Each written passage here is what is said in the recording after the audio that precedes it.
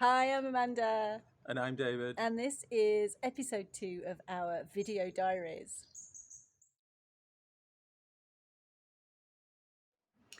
So location has changed again, which is kind of what our life is like now. So at the moment we're in France, and who knows where we'll be next episode. You have to keep watching to find out. And I'd like to continue the conversation about, what exactly is somatics. I still think it's a big unknown area for a lot of people. I mean, how many times do we meet people who say, well, what exactly is that? And different people have different points of view about what it is. So Yeah. And it's still a relatively new area in terms of the name Somatics came from Thomas Hanna, and I think he coined the concept and the name in this way in about the 1970s. So it's maybe 50 years old, which in terms of a lot of fields is very, very young. And yet the actual experience of it and practice of the thing is ancient. Yeah, but timeless. I do feel it's quite a forgotten area. And I think that's very much like, say, for meditation. When I first started practicing meditation in the mid-90s, I couldn't find any information about meditation online. Well, online didn't really exist well either. It was internal. In its infancy. But if I went to a library at that time, I couldn't find very many things about it, unless I went to kind of yogic texts maybe, which I wasn't hugely aware of at that time. Mm-hmm. Whereas now there's a lot more current information about that practice. But I feel like somatics is in a similar field in that the reason why so many people don't really know much about it is because still in the world we have this focus for many things, not just movement, but on the outside. The external. The external, yeah. So even in movement practices and say yoga, for instance, how that's evolved and developed, it's about an external shape or an external way of making the body do a certain thing. Put this here, put that there, do this so that this muscle does X, Y, and Z. It's still sort of thinking about it and moving in a way to make something happen externally. It's not always about sensing inwards and noticing how I feel when I go towards doing something, or how I can use my awareness of sensation to guide me into different places. Yeah, I remember very early on in my growth into these areas, going to a yoga class and attempting to follow the instructions, and then when I wasn't sure, looking around the room to see what other people were doing and copying them. And their bodies were different from mine, so they could do things differently than I could. It's only by going inside and sensing myself and learning how to experience myself from the inside that I've begun to open up other doorways of possibility. So going back to that class, I was achy at the end of it because I was attempting to keep up and attempting to do what others were doing in their bodies, but to do it in a way that was similar to them, which might not work for my body. So to be guided inside is completely different. And I think that's the thing when we look at different types of movement practices, which is where our work kind of lies in, that we are kind of, right from the beginning, we've been facing the fact that there's a whole load of stuff out there that's the whole no pain, no gain theory. That was, and I often think, that that kind of concept is long gone now, but it's not really long gone. It's still there for many people, that their marker for whether they've really done something that day or in that class is, oh, I could really feel that afterwards in a good way. And yes, there is possibly times when it's good to sort of really sense into the fact that I've used areas of my body that I haven't used so much before. But how good are we at differentiating between that and pushing ourselves beyond where is comfortable? And how much do we think we have to go beyond our natural kind of like an inner knowing? So, for instance, I've heard people say, "Oh, how do you manage to, like to run so far?" And the answer being, "Oh, I just ignore any kind of internal thing that says, oh my God, I need to stop. I just override that and just keep going." So the question is how to know when I'm kind of going past my inner sense of knowing when to stop. And I think this is what I've learned more and more within somatics. Yeah, in terms of physiological development or human development, how fast is fast enough? So, what's the pressure to get there? What's the pressure to achieve a certain goal?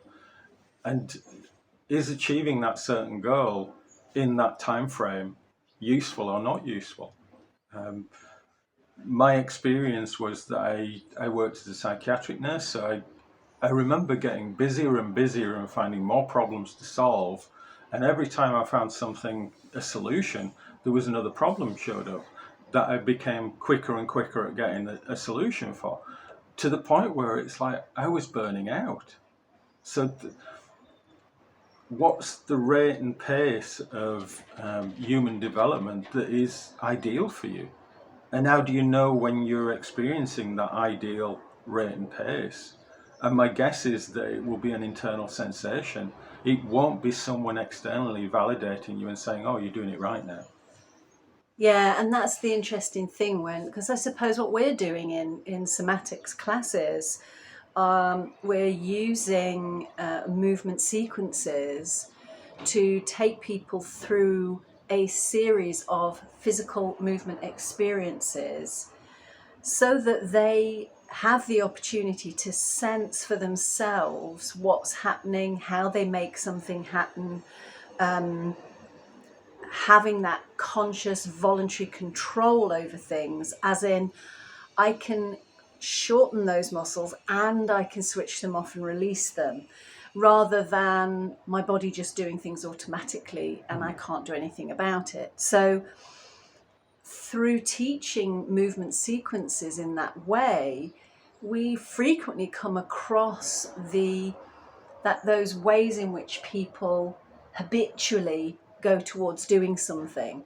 So in that sense, taking part in a somatics class isn't just about doing something to get out of muscular pain or doing something to create a bigger range of movement. Sometimes it's about learning how I use my own body, how I go about stuff. And it's an opportunity to make changes to that, to be more efficient and effective generally. Yes, in that movement sequence, but also how that can ripple out into the rest of my life. For sure. Yeah. Um, it is about, currently, the way that we teach is not about getting it right or getting it wrong, but about expanding possibilities. I remember reading probably last year or the year before, I think it was something about Feldenkrais, and they were talking about how they'd done research with babies, young kids, and they would engage in about 200 different behaviors during the day. And then they looked at them when they were older and it had reduced down. And then they looked at people who were even older and it reduced down. And there's something about the belief that we've got the right behavior or we've learned something and it's the right thing to do. So we narrow down. And as we narrow down, we lose possibilities.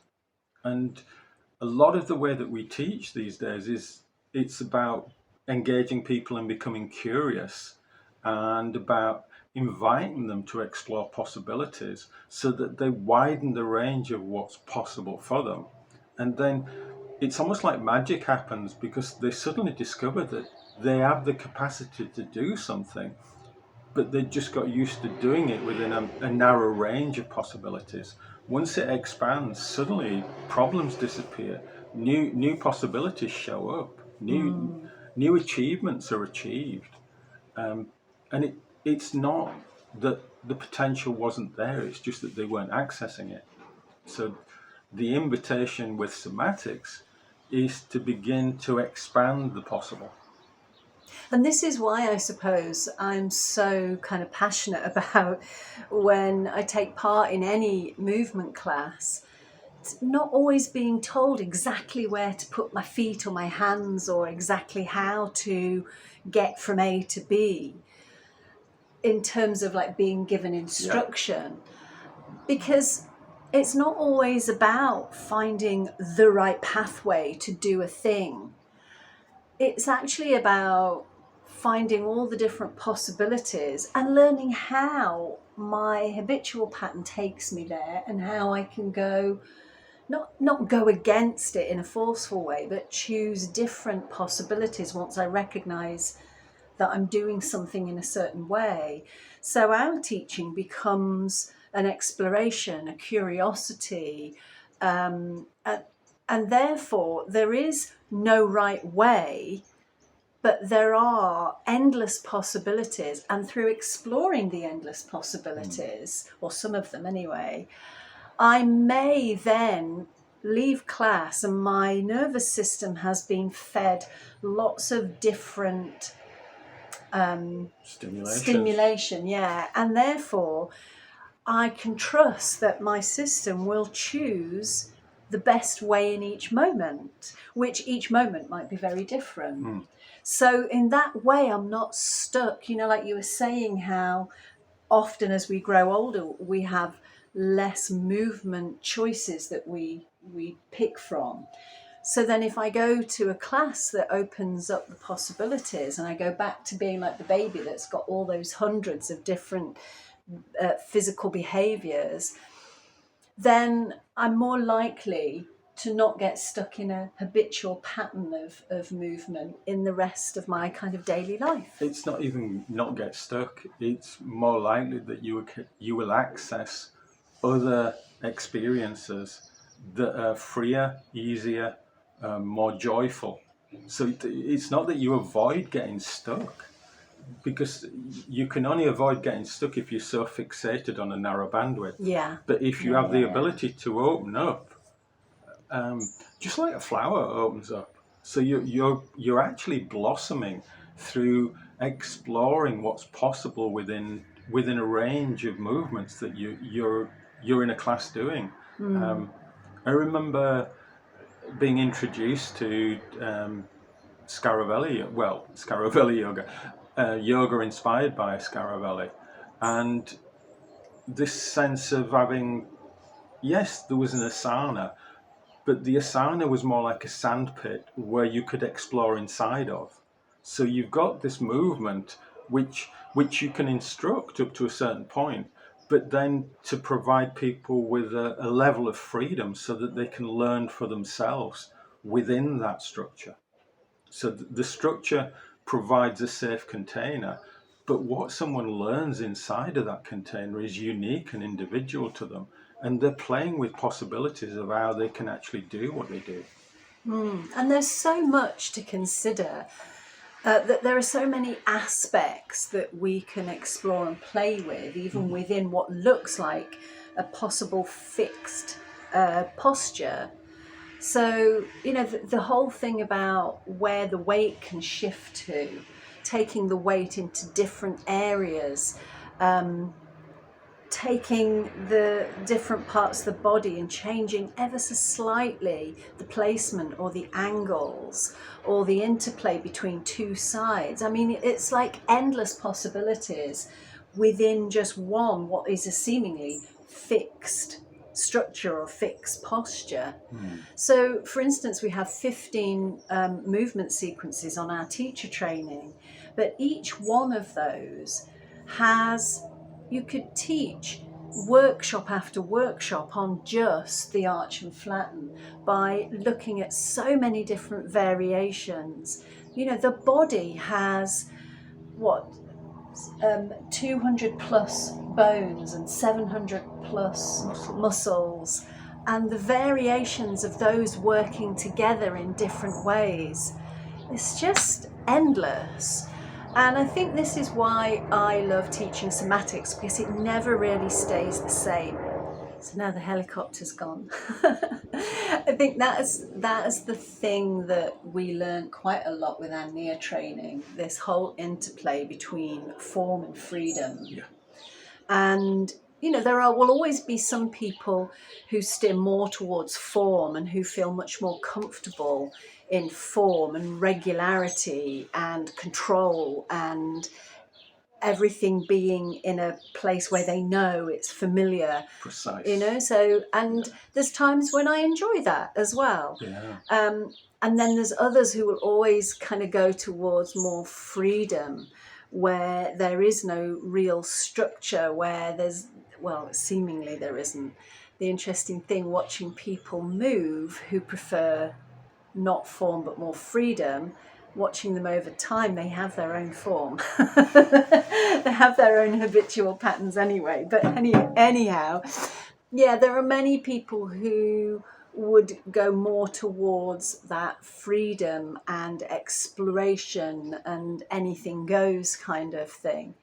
And I think the beauty of bringing them together at different times, that's where the gold is for me.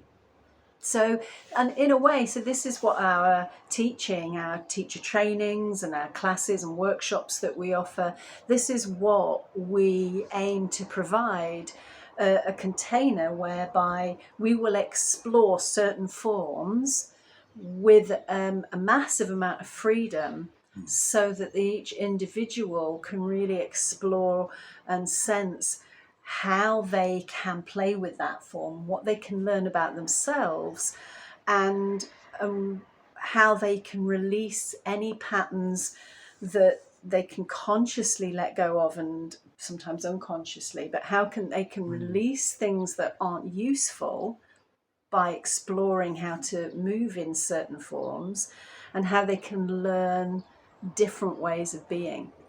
So, you know, when people do say, you know, what is somatics? It's like, whew, you know, what is life? What is life? So it's a big thing, which is why I think, you know, more than just one of the video diaries to address the whole topic. The whole topic. Yeah. It is one of those areas where Amanda is talking about form and freedom, and depending on where I focus when I'm exploring somatically or somatics, I can become more aware of form, and some other times I become more aware of freedom, and it's there within somatics. So one of the liberating things about somatics, rather than focusing on body seems relatively fixed and structured, but a soma is an ongoing living process, and so I view them more like waves. I was introduced to the concept of biorhythms. So biorhythms, the weaving of different patterns, and somatically I can explore variations in the weave and patterning of different waveforms. So even the way that I move my hand could be described by a waveform. So if I make a variation in that, it has an impact on the rest of my body as well. The rest of my soma is engaged in that. And that can ripple through into the way that I breathe, the way that I focus my eyes. So I can make it simple or I can make it complex. And part of what I aim to do is to make the complex relatively simple as much as possible, so that we don't get overwhelmed by the possibilities, but we get to explore possibilities in a playful, joyful way. And I think that's why, because our background is somatics, in that sense, we have a certain form that we're playing with, or that we're using techniques and elements from. So within this endless exploration of movement, we are using particular techniques in order to kind of get into certain areas. So we use pandiculation in order to give ourselves the awareness of how we can consciously go into a pattern of movement and how we can consciously come out of it and release and switch everything off, which is what a pandiculation is kind of about. So we're using particular techniques or forms in order to become more acquainted with certain aspects of the soma and of the system. Similarly, we'll use differentiation or fractionation, ways in which we approach a certain movement pattern. We can take certain elements apart and isolate certain bits to really hone in and focus on one area of a movement. Or we can, instead of doing a whole movement, we can break it down into percentages and just go into the first part and then release out of it. So we play with them in different ways based on techniques that we've learned from a particular form. But then outside of that, there's more awareness and more exploration that has this openness to it, that means, it's a kind of never-ending learning environment. It's a playground. The Soma becomes my own personal learning laboratory and my own personal explorative playground, where I'm tuning in to myself and setting directions for how I want to grow and evolve and be, and then allowing myself to experience changes at the somatic level, so that bodily I am coming into alignment with that being my reality. And that's quite different from just working within a simple structure and learning about the body. It's about realizing that we're almost like radio stations or tuning forks, that we can self-tune ourselves differently so that we have different experiences. And that is the beauty of somatics for me as well. So I hope you've enjoyed our little chit chat about our form and freedom and how we teach somatics and what we offer, sort of. And yeah, next time we'll talk a bit more about this difference between body and soma, because this is so very connected to what we've been talking about today in terms of how we approach teaching classes and how we, in our teacher trainings, how we teach people this difference and how to use teaching skills to teach towards the soma rather than the physical body. So that's something for next time. And yeah, I think should we go and have a croissant now, seeing as we're in La France? We'll have a pain au chocolat with almond. Yum. We'll see you in the next episode, and until then, au revoir. Au revoir.